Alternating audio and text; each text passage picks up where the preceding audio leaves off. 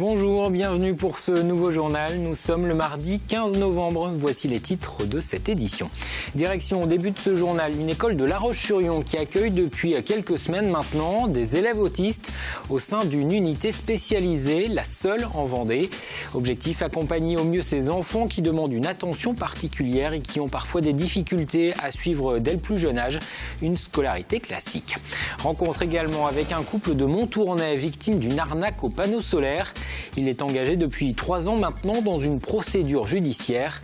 Ces cas d'escroquerie autour des énergies renouvelables ne sont pas rares. Les associations lancent d'ailleurs régulièrement des mises en garde.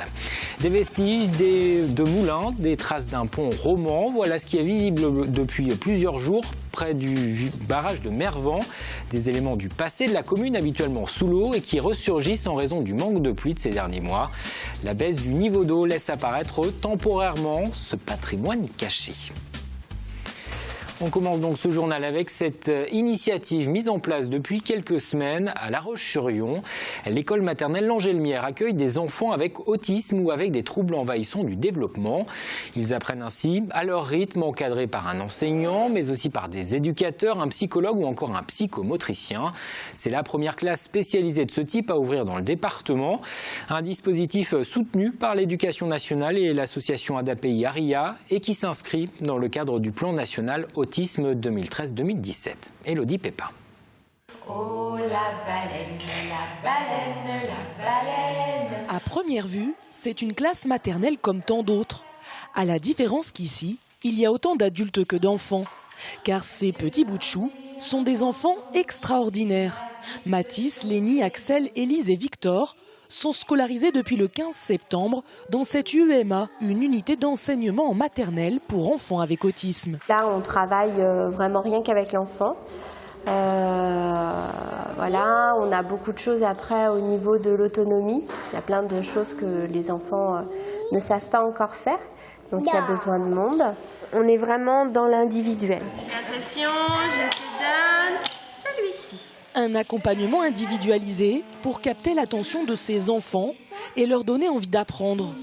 Dans une autre pièce, une psychologue et une orthophoniste tentent d'identifier les centres d'intérêt de Mathis. On va essayer de trouver tout ce qui lui plaît comme matériel, comme jeu, pour ensuite pouvoir s'en servir pour renforcer les activités qui lui plaisent moins. Une fois qu'on va lui demander un exercice un peu plus difficile, on pourra plus facilement, en associant à quelque chose qui lui plaît, lui demander des choses de plus en plus compliquées. Mais l'intérêt de ces séances est aussi de développer les interactions. Car la principale difficulté de ces enfants est de communiquer avec les autres. Mathis, il a plein d'envie, il a un début de langage, il peut dire des choses, mais du coup pour l'instant ça ne lui sert pas à faire des demandes. Du coup quand il veut quelque chose, il se débrouille autrement. Ça reste un peu mignon, voilà, là.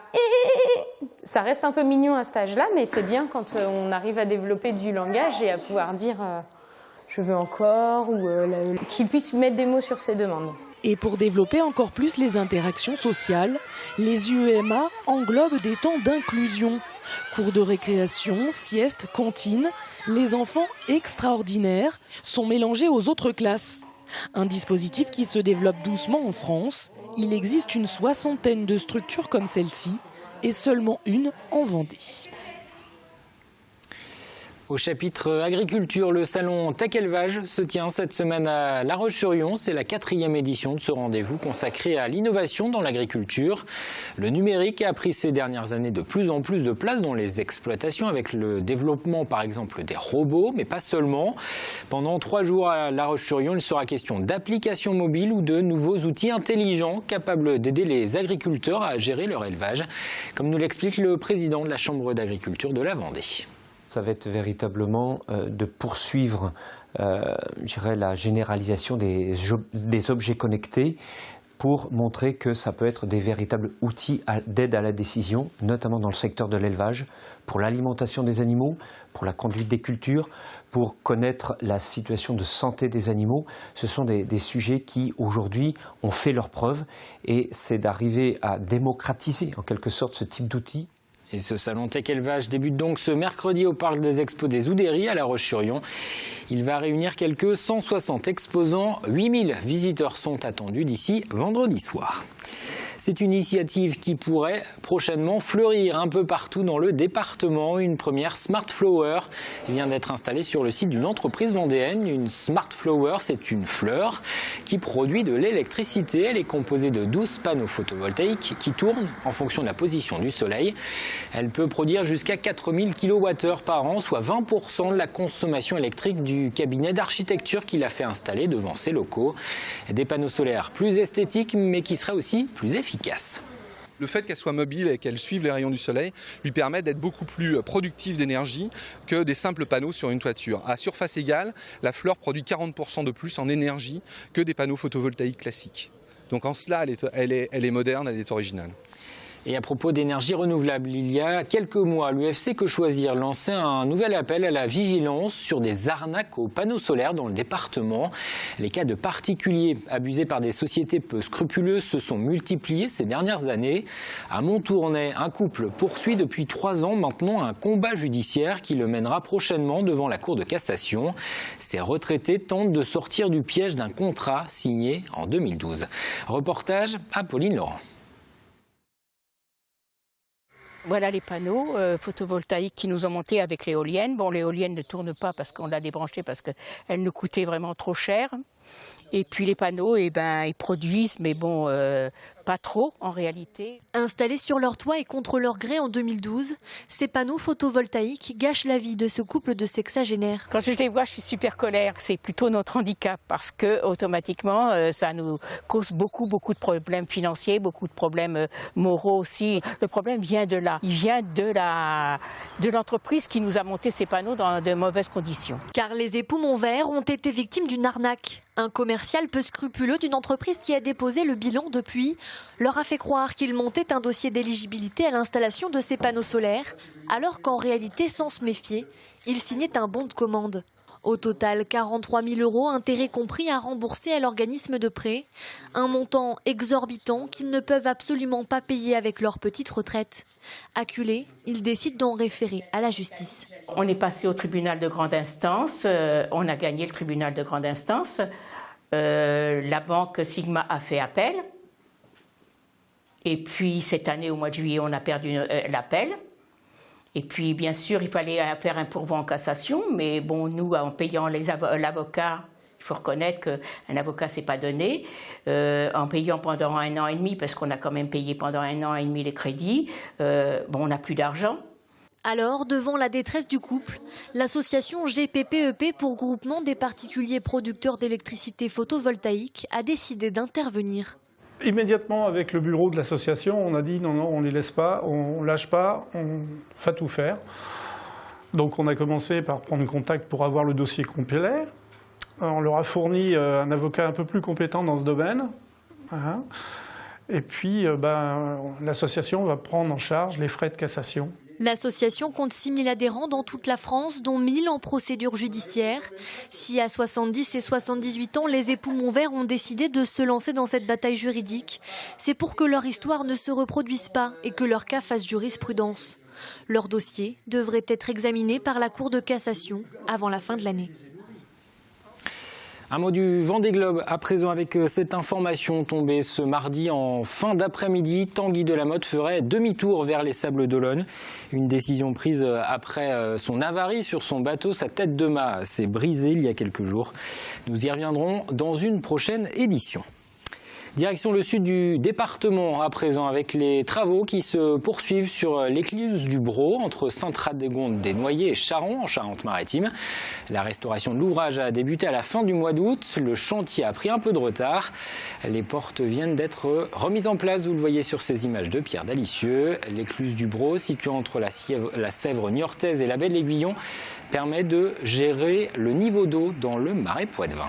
Ce sont des portes à flot qui, en fonction des marées, s'ouvrent et se referment pour évacuer les eaux de la Sèvre niortaise. C'est un ouvrage stratégique ici dans le marais Poitevin puisque je crois qu'il y a plus de 70% des eaux du marais qui sont évacuées par ces portes.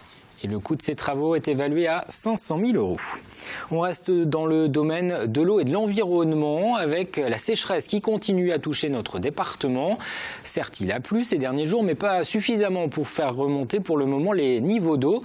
Le taux de remplissage des barrages vendéens a encore diminué. Il est actuellement de 38% contre 42% il y a 15 jours. Et cela a des conséquences étonnantes. À Mervan, avec la baisse du niveau d'eau, des vestiges sont de nouveau visibles. Des traces du passé ressurgissent, celles d'une période où le barrage de Mervan n'existait pas. Cyril Guillet.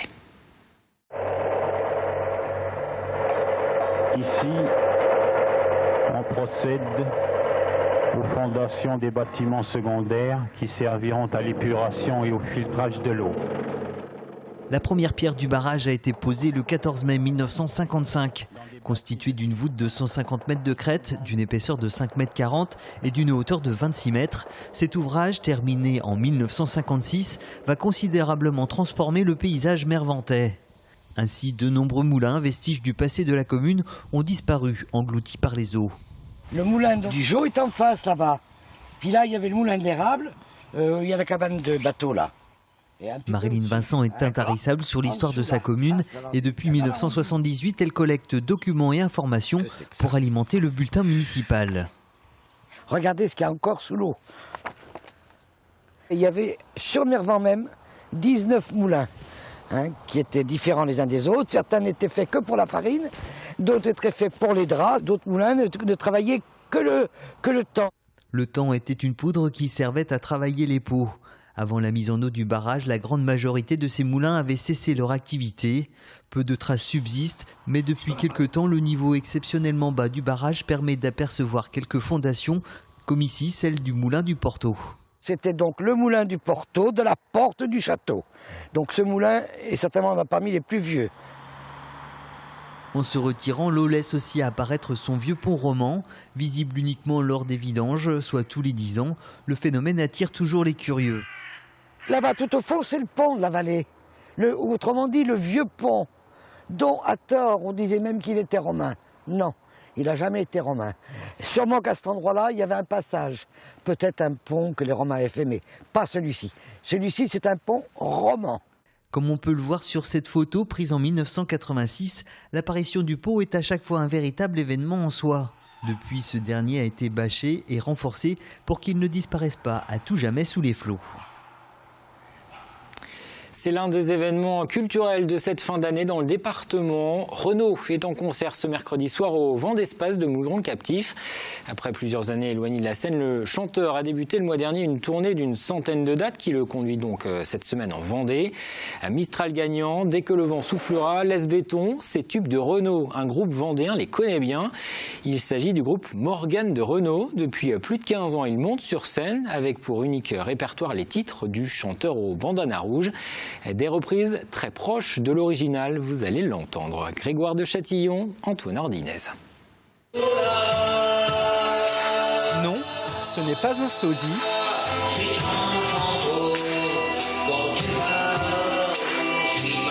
Ni même une imitation, enfin presque. Avec cette gestuelle et son intonation, c'est sûr, il y a du Renaud en lui. Le soir, elle tricote. En buvant de la verveine. Chanter Renaud, c'est, dit-il, un cadeau de la vie pour Pascal Duchassin, le chanteur du groupe. Tu sais Renaud, si la plume d'un Victor Hugo éclaire ta vie comme un flambeau, sache que pour moi, le fait de te lire, de t'écouter et surtout de te chanter emmène mon esprit vers le haut. En buvant de la verveine. Un texte de Renaud dont le groupe reprend la totalité du répertoire en parcourant les routes de France. Et cela fait depuis 1998 que cela dure, sans qu'il n'ait encore rencontré le chanteur. J'ai tellement d'émotions, de respect pour lui. Je crois que si ça devait se faire, je préférais laisser ça au destin. Il vient à La Roche-sur-Yon le 16.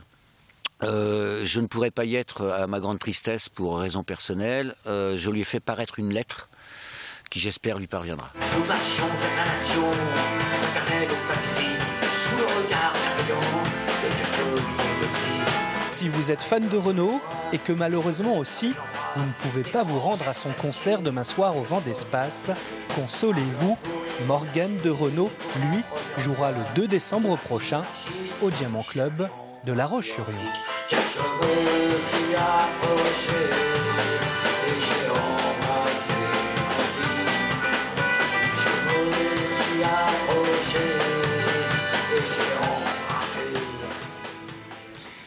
On passe à la météo. Quel temps pour ce mercredi? Pas beaucoup de changements, toujours un ciel couvert, les averses seront rares. Les températures, elles se radoucissent encore, il fera une quinzaine de degrés au meilleur de la journée. Le bulletin complet, c'est dans un instant.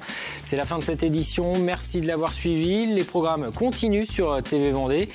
Ne manquez pas juste après ce journal le flash du Vendée Globe. Et puis c'est le retour cette semaine de la grande émission présentée par Adèle Fugère. Il sera question ce mercredi d'Emmaüs. Le mouvement fondé par l'abbé Pierre organise dimanche aux Herbiers un salon régional, une immense brocante. Les bénéfices servent à financer des actions dans le monde entier. Le directeur de la communauté Emmaüs, les Essarts, en parlera. Rendez-vous donc ce mercredi à 18h05. On se quitte avec ces images de lune que vous avez peut-être pu apercevoir dans le ciel vendéen dans la nuit de ce lundi à mardi. Une lune un peu plus imposante que d'habitude puisque le satellite de la Terre n'avait pas été aussi proche de nous depuis 1948. Pour revoir une pleine lune aussi grande, il faudra patienter jusqu'en 2034. Moi, je vous donne rendez-vous demain, même heure, pour un nouveau journal.